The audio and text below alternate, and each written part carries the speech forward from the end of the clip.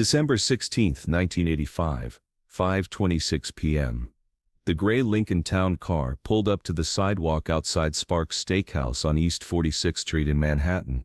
Inside sat Paul Castellano, 70 years old, boss of the most powerful crime family in America, and his loyal consigliere Thomas Bellotti, 45, the man who had protected Castellano's life for 15 years. Neither man knew they had exactly 4 minutes to live. Across the street, hidden in the early winter darkness, John Gotti sat in a rented Oldsmobile watching through binoculars as his boss stepped onto the sidewalk. In the passenger seat, Salvatore Gravano checked his watch and whispered into a walkie-talkie, "They're here." 4 men in dark trench coats and fur hats emerged from the shadows like ghosts. They moved with the precision of a military operation, each knowing exactly where to position himself, exactly when to strike. This wasn't random violence. This was the most carefully planned execution in organized crime history. What happened in the next 4 minutes would shatter the traditional structure of the American Mafia forever and crown John Gotti as the most powerful crime boss in the country. But it would also sign his own death warrant in ways he never imagined. The assassination of Paul Castellano wasn't just murder. It was a revolution. And like all revolutions, it began with betrayal, desperation, and the deadly ambition of a man who refused to die quietly. To understand why John Gotti ordered the killing of his own boss, you need to understand what Paul Castellano represented and why that representation had become a death sentence for everyone associated with John Gotti. Paul Castellano had inherited control of the Gambino crime family in 1976, when his brother-in-law Carlo Gambino died of natural causes. But Castellano wasn't a street gangster in the traditional sense. He was a businessman who preferred white-collar crime to violent confrontations, construction contracts to armed robberies, political corruption to territorial wars. The contrast between the two men was stark. Castellano lived in a $3.5 million Staten Island mansion, drove luxury cars, and conducted business in corporate boardrooms. Gotti lived modestly in Howard Beach, held court in neighborhood bars, and surrounded himself with street soldiers. This philosophical difference had created a civil war within the Gambino family.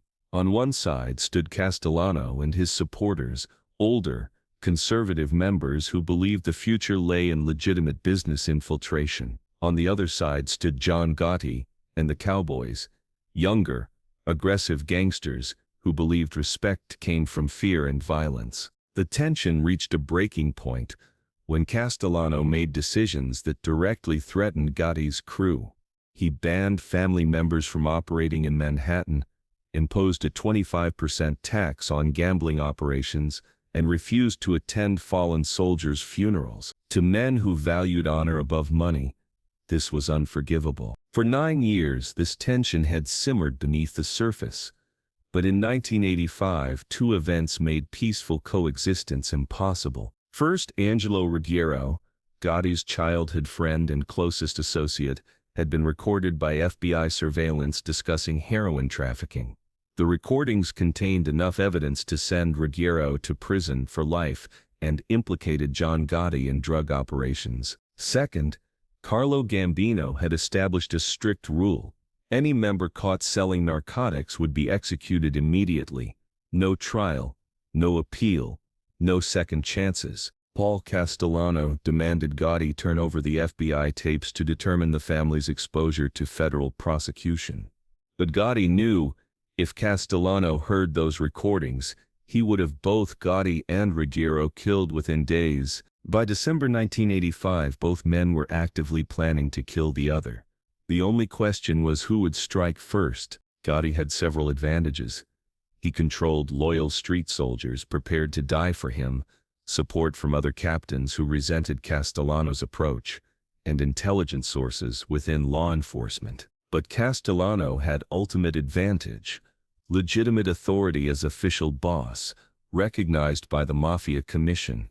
If he ordered Gotti's execution, It would be sanctioned by organized crime's highest levels. The balance was delicate and deadly. One wrong move would trigger war that could destroy the Gambino family and attract federal attention that could bring down the entire New York Mafia. Gotti decided to eliminate that risk by eliminating Paul Castellano. The planning began in November 1985. Gotti couldn't act alone.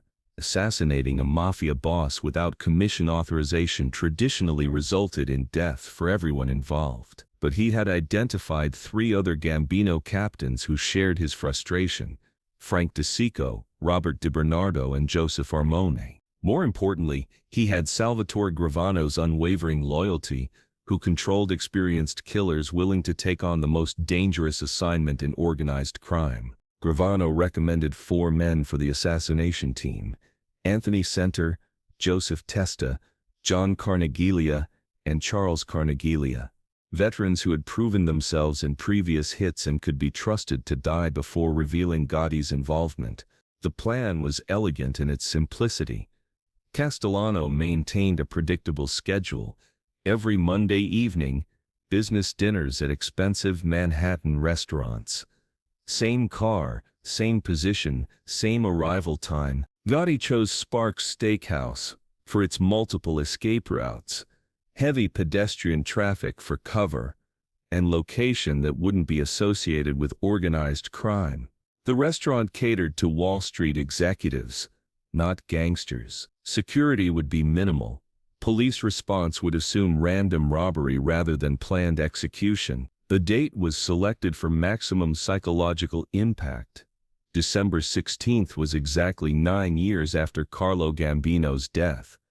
Gotti wanted to send a message that he was reclaiming the Gambino legacy from someone he considered an unworthy successor. 4 shooters were selected based on their experience, reliability, and willingness to accept what was essentially a suicide mission.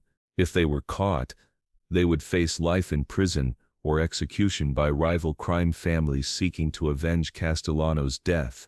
Each man was promised $50,000 and guaranteed that their families would be financially supported if they were killed or imprisoned.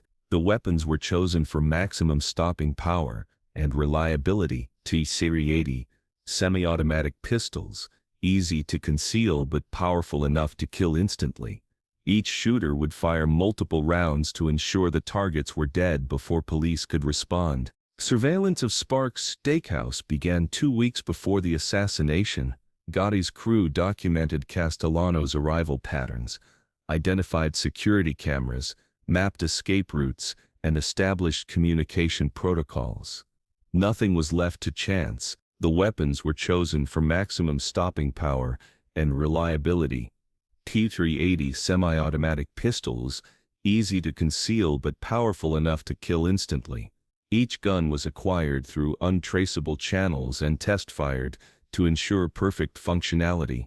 The shooters practiced with identical weapons at a private range in New Jersey, rehearsing the precise movements they would need to execute on the street. Backup plans were established for every possible contingency. If Castellano arrived with additional security, the mission would be aborted.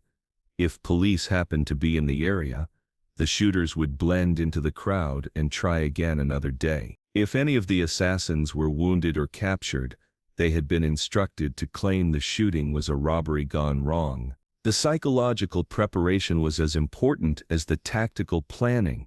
Each shooter understood that this wasn't just another murder. This was the assassination of one of the most powerful men in America. If they succeeded, they would be part of organized crime history. If they failed, they would be hunted by both law enforcement and rival crime families for the rest of their lives. December 16th, 5:15 p.m. John Gotti and Salvatore Gravano positioned themselves in a rented car on 3rd Avenue, watching Sparks Steakhouse. They had clear view of the entrance and could communicate with shooters using radios. The 4 assassins were positioned, dressed in identical dark trench coats and Russian fur hats that would make identification impossible. They appeared to be well-dressed businessmen conducting casual conversations on the street. At 5:25, Paul Castellano's Lincoln Town car turned onto 46th Street. In the back seat, Castellano was reviewing construction contracts with Thomas Bellotti, planning their discussion topics for the evening meeting. Neither man noticed the four figures positioned strategically around the restaurant entrance. Castellano had survived 40 years in organized crime by being cautious, paranoid, and unpredictable, but success had made him comfortable, and comfort had made him careless. He no longer varied his routes or schedules. He no longer checked for surveillance or potential threats. He had forgotten the fundamental rule of mafia survival: trust no one completely, and assume everyone is trying to kill you. 5:26 p.m. The Lincoln pulled to the curb directly in front of Sparks Steakhouse. Thomas Bellotti stepped out first, as was his custom, scanning the area for potential threats before opening Castellano's door. He noticed nothing unusual about the well-dressed men standing near the restaurant entrance. Paul Castellano emerged from the vehicle wearing an expensive overcoat and carrying a leather briefcase containing family business documents. He took 2 steps toward the restaurant entrance, moving slowly due to diabetes-related health problems that had weakened his legs. Those 2 steps were as far as he would ever walk as a free man. Salvatore Gravano's voice crackled through the radio. Now, the 4 shooters moved simultaneously, converging on their targets from different angles to prevent escape and ensure crossfire effectiveness. They drew their weapons in perfect coordination, aiming for headshots that would guarantee instant death. The first shots came from behind. Thomas Bellotti, still holding the car door, spun toward the sound and reached for his own weapon. He managed to draw his .38 revolver before 3 bullets struck him in the chest and head, dropping him beside the Lincoln's rear wheel. Paul Castellano heard the gunshots and turned toward his bodyguard, trying to understand what was happening. In that moment of confusion, 2 shooters approached from his front while the other 2 maintained positions behind him. "This is for Carlo," one of the gunmen whispered, referring to Carlo Gambino and the family traditions that Castellano had allegedly abandoned. 6 shots were fired in rapid succession. Castellano was struck twice in the head and 4 times in the torso, the impact spinning him around before he collapsed face first onto the sidewalk. His briefcase fell beside him, spilling construction contracts and family financial records onto the street. The entire assassination lasted less than 15 seconds.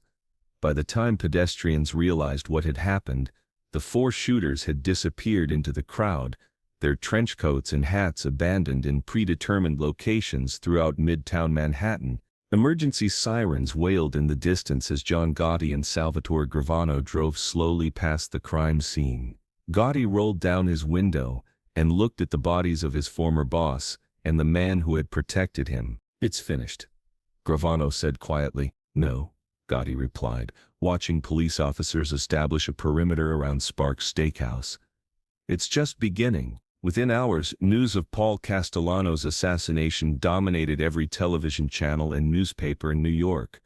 The killing of a mafia boss in Midtown Manhattan during rush hour represented unprecedented boldness that shocked law enforcement and organized crime. Forensic investigators found 9 spent shell casings, revealing coordinated movement from different angles.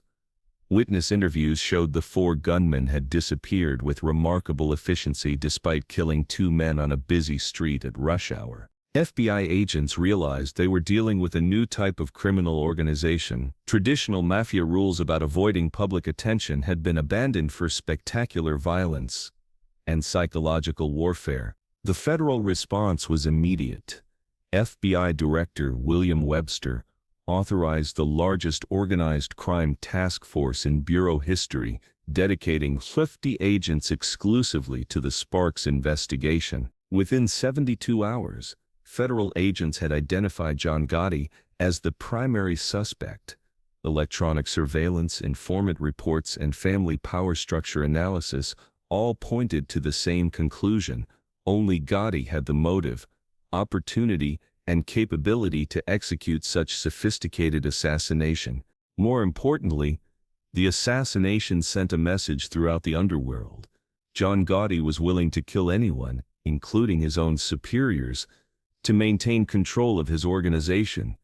The man who had ordered the death of his boss would show no mercy to subordinates who challenged his authority. 3 weeks after the Sparks Steakhouse murders, John Gotti was officially recognized as the new boss of the Gambino crime family. At 45 years old, he controlled an organization generating an estimated $500 million annually. But the transition wasn't smooth. Several longtime Castellano loyalists refused to acknowledge Gotti's authority, viewing him as an illegitimate usurper. Gotti responded with characteristic directness. Within 6 months, 3 prominent Castellano supporters had been found dead under suspicious circumstances. The purge extended beyond potential rivals to anyone who knew assassination details. Robert DiBernardo was murdered in 1986 after Gotti became concerned he might become a federal informant. By 1987, Gotti had eliminated most threats to his authority and established a reign of terror that made him the most feared crime boss in New York. But the same violence that brought him to power would ultimately destroy him. The assassination that had made him the most powerful crime boss in America had also made him the most wanted man in federal law enforcement. The FBI immediately launched the largest organized crime investigation in history, dedicating hundreds of agents and unlimited resources to bringing down the man who had embarrassed them with such a brazen public execution. The assassination that had made him the most powerful crime boss in America had also made him the most wanted man in federal law enforcement. The FBI launched the largest organized crime investigation in history, dedicating hundreds of agents to bringing down the man who had embarrassed them with such brazen public execution. The Sparks Steakhouse murders changed the fundamental nature of American organized crime. Traditional mafia structure, built on respect for authority and established hierarchy, had been shattered by a man who proved any boss could be killed if someone accepted the consequences. Other ambitious criminals nationwide took notice. If John Gotti could murder Paul Castellano and become boss of the most powerful crime family, then traditional rules about loyalty and respect were no longer absolute. The result was internal violence that weakened organized crime families and made them more vulnerable to federal prosecution. The revolution that began on December 16, 1985, would ultimately consume its leader.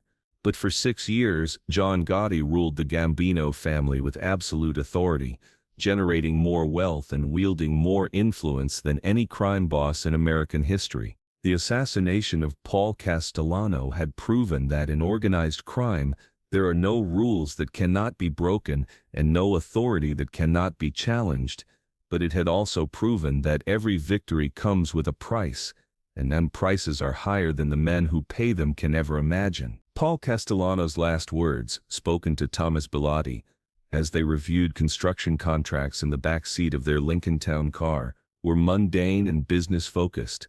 Make sure the concrete delivery is on schedule tomorrow. He died as he had lived, thinking about money, planning for the future, believing he was untouchable. John Gotti's first words as the new boss of the Gambino family, spoken to Salvatore Gravano as they drove away from the crime scene, were equally revealing. Now they'll know who really runs this city. Both men were wrong. Castellano had been far from untouchable, and Gotti would soon learn that running a crime family in the media spotlight was very different from controlling it from the shadows. The Sparks Steakhouse assassination changed organized crime forever. It marked the end of the old-school mafia philosophy of discretion and respect for hierarchy, and the beginning of a new era of public violence and personal ambition. It also marked the beginning of the end for the American Mafia itself.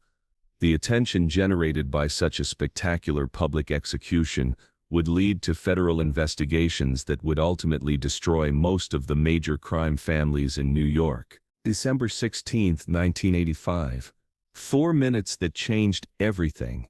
2 men died on a Manhattan sidewalk, and an empire was born that would rule the underworld until it destroyed itself through the same violence that created it. John Gotti became the most powerful and most doomed crime boss in American history, threw 4 minutes outside a steakhouse when organized crime rules were rewritten in blood on New York City sidewalks. The man who ordered his boss's death had become the boss himself, but in organized crime, today's executioner is tomorrow's victim. Gotti would spend his life learning that the crown he claimed through murder was also the target on his back. The revolution was complete. The price would be collected later. If this story of betrayal, ambition, and the assassination that changed everything moved you, hit that subscribe button. We're telling the John Gotti stories that reveal the brutal reality behind the headlines, the moments that defined the Teflon Don, the bullets that rewrote Mafia history.